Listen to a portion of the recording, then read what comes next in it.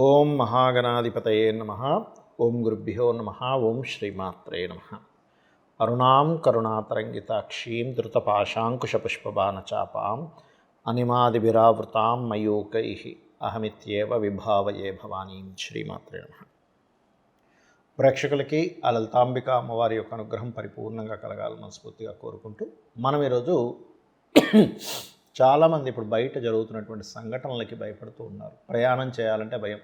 అది bus ఎక్కాలన్నా, train ఎక్కాలన్నా, ఎలా ప్రయాణం చేయాలన్నా భయపడుతున్నారు. ఎందుకంటే ఒక ఆటో ఇంకోటి ఏదో ఢీకొని నిన్న మొన్న ఒకరు బస్సు మంటల్లో కలిసిపోయి, లేకపోతే బస్సు పాపం యాక్సిడెంట్ అయ్యి, ఇలా రకరకాలుగా అవుతూ ఉన్నప్పుడు చాలామంది నన్ను అడుగుతున్న విషయం ఏంటంటే, ఏమంటే మా రాశిరీత్యా ఎటువంటి పరిహారం చేసుకుంటే మంచిది అని అడగడం జరుగుతుంది. అయితే ఈ యొక్క అంశాలు చెప్తుంది నేనైనప్పటికీ కూడా చెప్పేసిన సాక్షాత్ లలిత అమ్మవారికి భావిస్తూ అసలు ఈ కాంబినేషన్స్ ఎందుకు ఉన్నాయి, ఎందుకు అలా జరుగుతుందంటే, ఒకటి శని రాశుల్లో రాహు ఉంటూ, రాహు గురు రాశుల్లో ఉంటూ, గురువు కర్కాటక రాశిలో ఉన్నాడు. అందుకే ప్రయాణాల మీద ఎక్కువ ఎఫెక్ట్ పడుతుంది. అలాగే కుజబుధులు కలిసి ఉన్నారు, రవి నీచబడి ఉన్నాడు. ఇవన్నీ కూడా కాంబినేషన్స్ చెప్పాలంటే. అయితే దీని గురించి మనం ఒక్కొక్క రాశి గురించి వాళ్ళు తీసుకోవాల్సిన జాగ్రత్త, వాళ్ళు చేసుకోవాల్సిన మంత్రం ఏమిటనే విషయం మనం ఇప్పుడు తెలుసుకుందాం.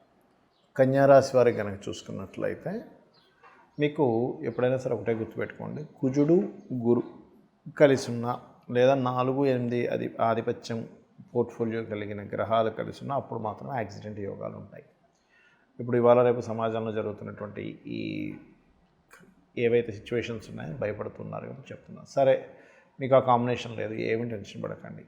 లేదు, ఎందుకైనా మంచిది, సామూహికంగా జరుగుతున్నాయి కాబట్టి మీరు నవగ్రహాల్లో కుజ గురుగ్రహాల దగ్గర దీపారాధన చేయండి ఒకటి.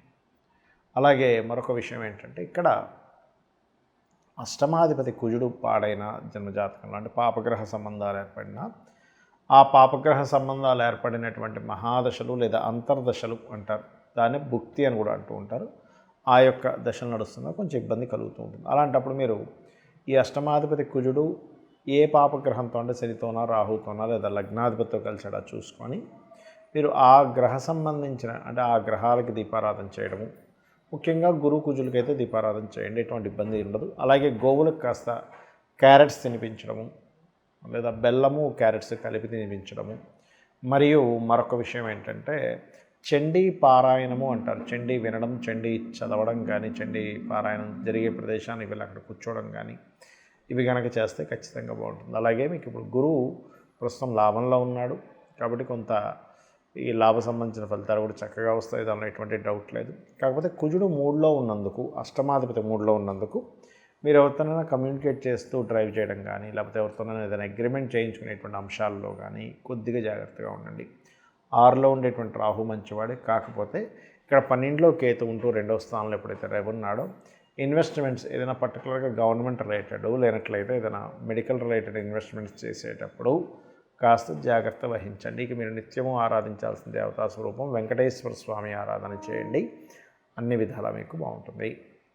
చాలామంది అడుగుతున్న విషయం ఏంటంటే, మనం ఆల్రెడీ ఇటువంటివన్నీ జరుగుతాయని ఉగాది సంవత్సరం సమయంలోనే చెప్పడం జరిగింది, జాగ్రత్త తీసుకోమని కూడా చెప్పడం జరిగింది. అంటే ఇక్కడ ఏంటంటే మనం అర్థం చేసుకోవాల్సింది, ఇదేదో మనం చెప్పేసాం గొప్పతనం కాదు, ఇదంతా కూడా మహర్షుల యొక్క గొప్పతనం.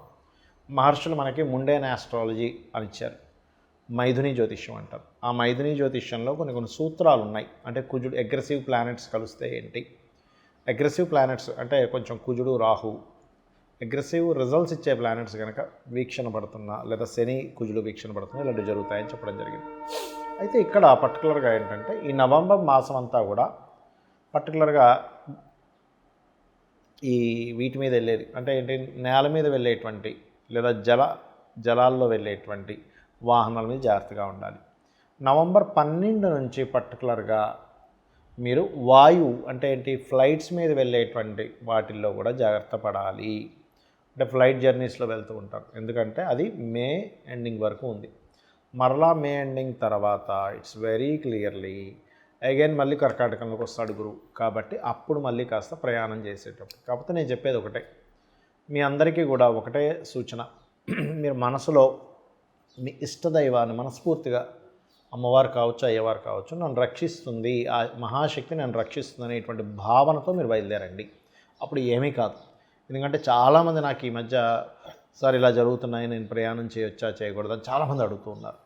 మీ జన్మజాతకంలో కనుక 4వ అధిపతి అష్టమాధిపతి కలిసి ఉన్నారు, లేదా 4వ భావాన్ని పోర్ట్ఫోలియో చేసే గ్రహము, అష్టమ భావాన్ని పోర్ట్ఫోలియో చేసే గ్రహాలు, ఇప్పుడు భావాధిపతులు వేరుగా ఉంటారు, అందులో ఉండే నక్షత్రం వేరుగా ఉంటుంది. మనకి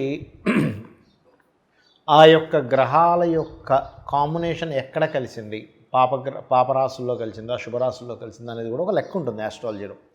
అలాగ మీకు గనక 4th లార్డ్ 8th లార్డ్ కలిసి ఉంటే ఖచ్చితంగా ఆ గ్రహాలకు సంబంధించినటువంటి దానం ఇవ్వండి. అంటే సింపుల్ ఎగ్జాంపుల్, రవి అనుకోండి గోధుమలు ఎరుపు రంగు వస్త్రం, చంద్రుడు అనుకోండి బియ్యము తెలుపు రంగు వస్త్రం, కుజుడు అనుకోండి కందులు ఎరుపు రంగు వస్త్రం, అలాగే బుధుడు కనుక అయినట్లయితే పెసలు గ్రీన్ కలర్ వస్త్రం, గురువు అయితే శనగలు ఎల్లో కలర్ వస్త్రము, శుక్రుడైతే బొబ్బర్లు వైట్ కలర్ వస్త్రము, శని అయితే నువ్వులు బ్లూ కలర్ వస్త్రము, రాహు అయితే మినుములు సిమెంట్ కలర్ వస్త్రము, కేతు అయితే ఉలవలు మల్టీ కలర్ క్లాత్. ఇలాగా ఒక్కొక్కసారి మన రాహుకేతువులకు ఓన్ హౌసెస్ ఉండవు కదా, అంటే అవి ఏ రాశుల్లో ఉంటే ఆ రాశి యొక్క తత్వాన్ని అవి తీసుకుని ఉంటాయి. అది ఏ గ్రహమైనా బట్ రాహుకేతువులకు ఓన్ హౌసెస్ ఉండవు కాబట్టి ఈ రకంగా తీసుకోవాలి. అయితే ఇందులో కనుక మీకు ఉదాహరణకు ఉచ్చస్థానంలో ఉన్నాయనుకోండి, ఏం కంగారు పడకండి, అది ఒక రకంగా ప్రాపర్టీ యోగాన్ని కూడా ఇస్తుంది. కాకపోతే ఎంతైనా 4-8 కాంబినేషన్ అనేటువంటిది కేవలం మీకు యాక్సిడెంట్ అనే కాకుండా కొంచెం మీ మదర్ యొక్క హెల్త్ విషయంలో కూడా చూసుకోవాలని దాని యొక్క అర్థం. అంటే తనకి ఏదైనా చిన్న చిన్న సర్జరీస్ మంచి ఫ్రూట్ఫుల్ సైన్స్లో ఉంటే ఒక్కోసారి చూడండి, మనం ఏదైనా చిన్న సర్జరీ ద్వారా లాంగ్ టర్మ్ ప్రాబ్లం పోగొట్టుకోవచ్చు అని చేయించుకుంటారు, సమస్య కాదు అది, చేయించుకుంటుంటారు, అటువంటివి కూడా పనికొస్తాయి ఇక్కడ. అయితే ఇక్కడ మీరు మరి ఏమిటండి ఇప్పుడు ఫ్లైట్ ఎక్కుతాము, ఫ్లైట్ మీరు నవంబర్ 12 తర్వాత నుంచి ఫ్లైట్ రిలేటెడ్ సంబంధించిన ప్రయాణాలు కూడా జాగ్రత్తగా ఉండాలి అని చెప్పి మరీ ప్రత్యేకంగా చెప్తున్నారు కదా. మరి ఏమిటి అంటే నేను చెప్పేది ఒకటే గుర్తుపెట్టుకోండి, ఇక్కడ మీరు ఎందులో ప్రయాణం చేసినా మీరు చూసుకోవాల్సింది ఒకటే, మీ జన్మజాతకంలో ఆయుష్ కనుక బలంగా ఉంటే, మనం చూడండి ఆ రోజు ఒక ఫ్లైట్ పడిపోయినప్పుడు ఒక అతను మాత్రం ఏదేదో ఫ్రెష్గా అప్పుడే స్నానం చేసి బయటకు వచ్చినట్టుగా వచ్చేసేట అక్కడికి నడుచుకుంటూ, అంటే ఏమిటి, అతనికి ఆయుష్ ఉంది. మొన్న జరిగిన బస్సు యాక్సిడెంట్లో కూడా కొంతమంది బ్రతికారు, కొంతమంది పాపం చాలా బాధాకరమైనటువంటి అంశం, అది మరణించారు.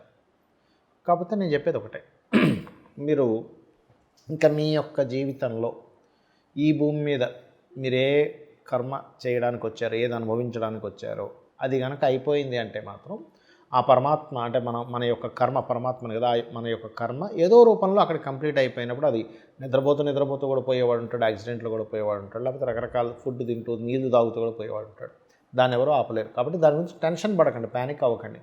మీకు కనుక ఇంతవరకే ఉంది నా కర్మ, దాని తర్వాత ఇంకొక జన్మ ఉంది, ఇంకో దగ్గర ఇంకొక లైఫ్ ఉంది, ఒక మంచి లైఫ్ ఉందన్నప్పుడు ఆ మార్పు జరుగుతుంది. దీన్ని మనకి శ్రీకృష్ణ పరమాత్మ చాలా స్పష్టంగా చెప్పాడు. దీని గురించి ఆలోచించరు అని. కాకపోతే ఇక్కడ ఏంటంటే కొన్ని మానవ తప్పిదాలు ఉన్నాయి. అంటే రోడ్లు సరిగా లేకపోవడం, వీటి వల్ల కూడా యాక్సిడెంట్ అవుతుంది. కాబట్టి మన విజ్ఞతతో మనం ఏ ప్రాంతంలో ఉంటామో ఆ ప్రాంతంలో వాటిని పట్టించుకొని ఆ యొక్క నాయకులకు చెప్పడం కూడా మన బాధ్యతగా తీసుకుంటూ ఉండాలి.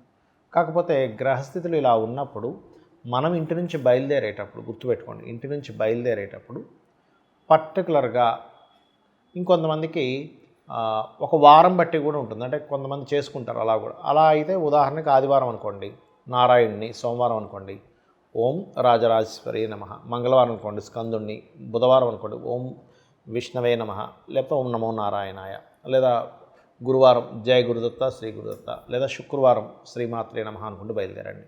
శనివారం ఓం నమో వెంకటేశాయ. ఆ రకంగా కూడా మీరు బయలుదేరవచ్చు ఇంటి నుంచి. ఖచ్చితంగా మీరు ఇబ్బంది అనేటువంటిది తగ్గుతుంది, ఎటువంటి యాక్సిడెంట్స్ పాలవకుండా ఉంటారు. శ్రీమాత్రే నమః.